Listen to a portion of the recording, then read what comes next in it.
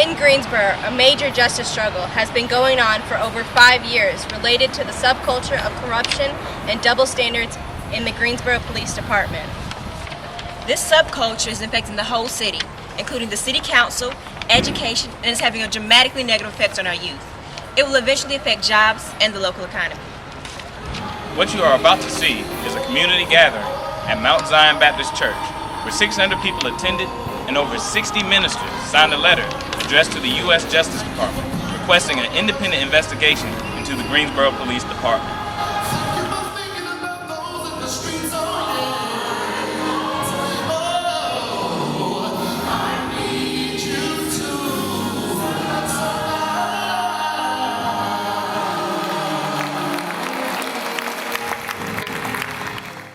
So we must align our goals.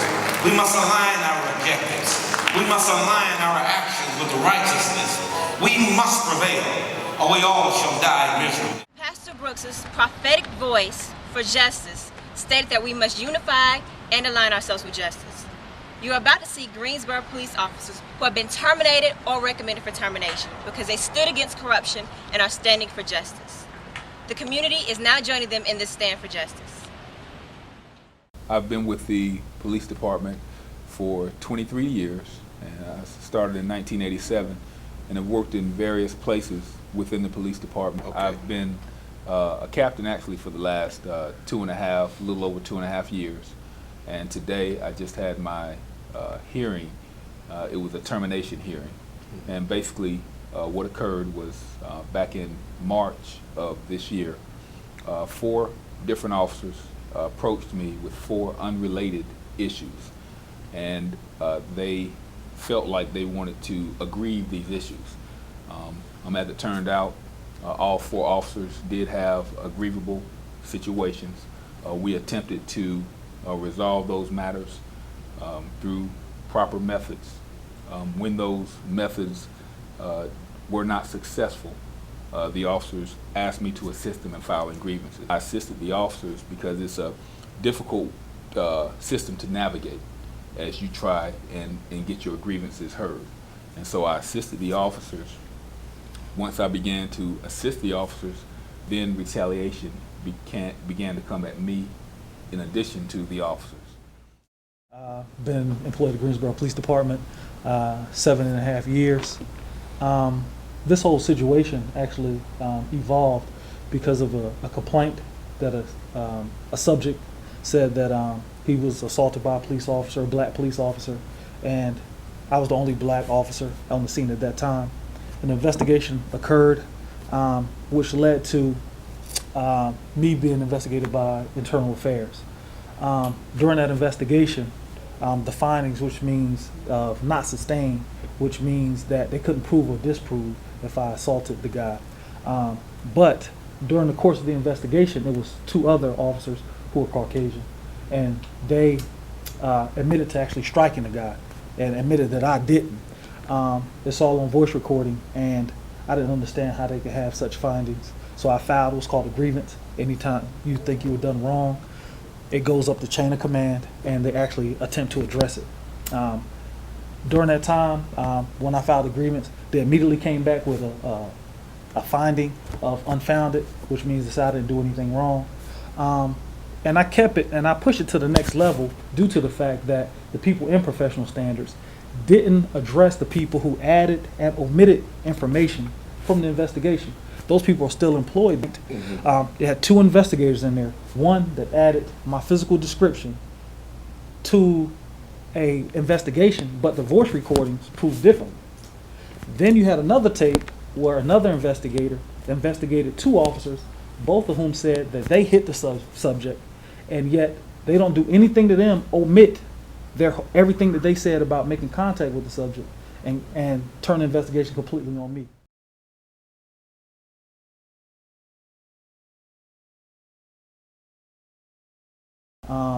The hardship is kind of, you have to find a complete different career, because once in law enforcement you're regarded as being untruthful or you're terminated, it's actually very difficult to get another job in that same career, and they're fully aware of that. And I think that's why they try to pressure you to resign before some of these investigations actually take place. So it's one of those things where everybody has to start over from zero. We have to start back over our careers and look at different avenues. Now you are under Interim Chief Kratz, which they gave him seemingly complete power, which is very unusual for interim chief to fire people. I've never actually seen that done. Usually they hold it off until the new chief actually arrives. And Chief Kratz is one of the people that I complained against in my grievance process, and he's the one that presides over the hearings to make the final determination if you keep your job or not. As you can see, these 4 officers represent a cry from within the Greensboro Police Department for truth, justice, and an end to the subculture of corruption and double standards. Because these officers are suffering loss of wages, positions, and careers, other officers are fearful of letting their grievances be known and dealt with by the current internal review process. Pastors and clergy of Greensboro and the vicinity, along with community members, now seek an independent external investigation by the U.S. Department of Justice to be done on the city of Greensboro, especially within the Greensboro Police Department. A letter was presented by Reverend Nelson Johnson during this meeting, where over 60 pastors and ministers offered their support and signatures to make a call for an investigation by the U.S. Department of Justice. We, the undersigned pastors and clergy of Greensboro, North Carolina, and its surrounding area, urgently request your immediate intervention in a developing and dangerous crisis within the Greensboro Police Department and the larger Greensboro Committee. There are now 39 EEOC civil rights suits filed by Greensboro police officers against the Greensboro Police Department that are pending. Key police officers involved in these suits are currently experiencing harassment, a hostile work environment, discrimination, and retaliation, which are leading to false allegations being found against them. These false allegations are resulting in officers being unjustly and illegally terminated. All of these officers are in some way involved in whistleblowing regarding violations of police department regulations, the city's ethical code, and in some cases, criminal behavior.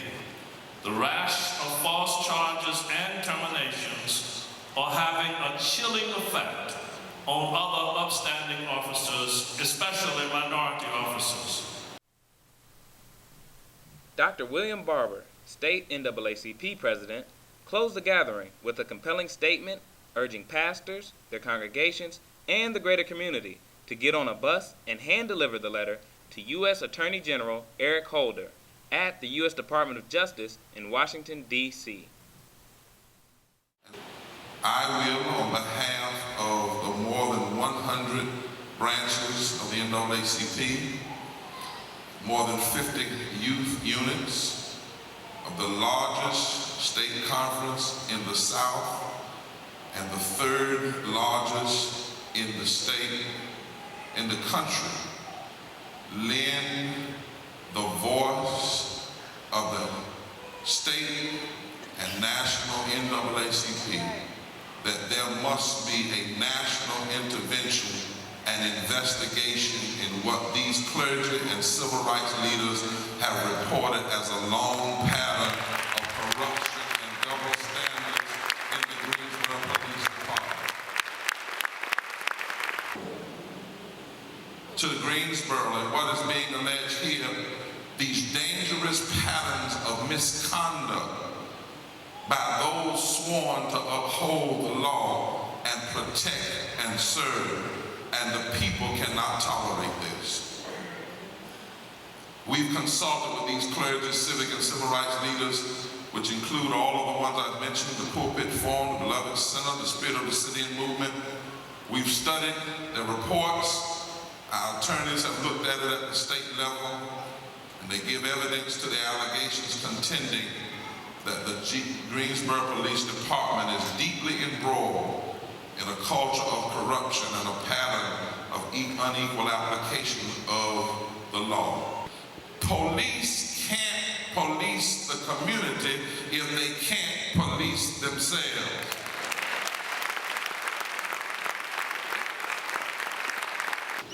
Now, as I close today, let's hear it one more time. 39 Black and Latino have raised serious, potentially criminal allegations. And now we see a pattern of firing in addition to the allegations. There is in this city no real citizen review board. So officers have to file complaints with the people that the complaints are against. Which means, as Nelson and others have said, in order for the officers to be found innocent, the people who have done, who the complaints are against, would have to find themselves guilty.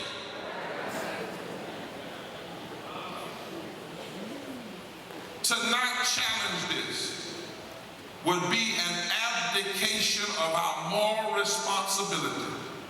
And so, we can do nothing less, brothers and sisters of the cloth and members of the community, than stand against this corruption.